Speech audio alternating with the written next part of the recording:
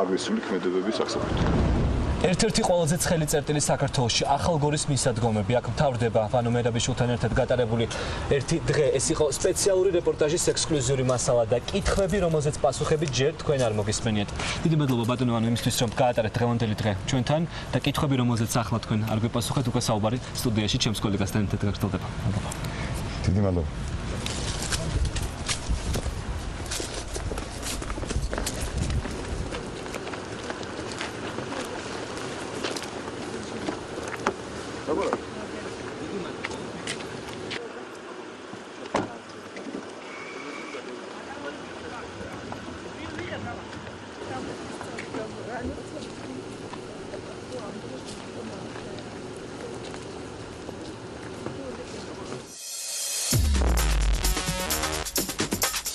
არის თუ რა საქართველოს რუსული სპეცსამსახურების ზემოქმედებისგან აი მომავალშიც უახლოეს მომავალში განსაკუთრებით დაცული. რა მიგაჩნიათ ყველაზე სუსტ მხარეს თქვენს უწყებაში სამინისტროში?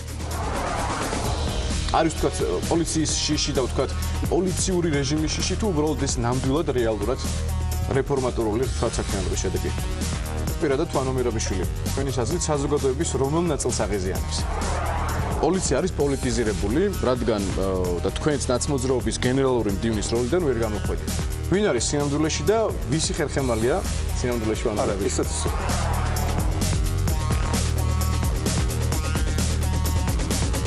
და ბრუნდებით სტუდიაში საკმაოდ საინტერესო რეპორტაჟი ვნახეთ დავით ანხმებით და რა თქმა უნდა სტუდიაში ბრუნდებით სტუმართან ერთად სტუმარი კი გახლავთ შინაგან საქმეთა მინისტრი ვანო მერაბიშვილი. მოგესალმებით ბატონო ვანო, დიდი მადლობა პირველ რიგში მობრძანებისათვის. მიუხედავად იმისა, რომ შინაგან საქმეთა მინისტრის პერსონის მიმართ არის საზოგადოებაში ძალიან დიდი ინტერესი. თქვენ საკმაოდ იშვიათად სტუმრობთ და სყალობთ ქართულ მედიას. თუ არ ჩავთვლით ამ ინტერვიუს, რა არის ამის მიზეზი? ერთი არ დაგეთანხმებით, იმიტომ რომ მაინც მიცევს ხოლმე ინტერვიუების მიცემა. თუმცა ძალიან იშვიათად. მე მიმაჩნია, რომ იმ პრობლემებზე, რომელსაც შინაგან საქმეთა მინისტრის პრობლემებია, არ არის აუცილებელი ძალიან ხშირად საუბარი და მიმაჩნია, რომ არ არის მინისტრის თავარი მოვალეობა ყოველდღე ტელევიზორში იყოს და ასე ვთქვათ, საკუთარ პრობლემებს ახორციელებს თავს საზოგადოებას. საკუთარ მეხუთეობაში მაქვს შინაგან საქმეთა მინისტრის პრობლემებს. გასაგებია. მაშინ დავიწყოთ ახლა ის ძირითადი თემები, რაზედაც დღეს ვისაუბრებთ.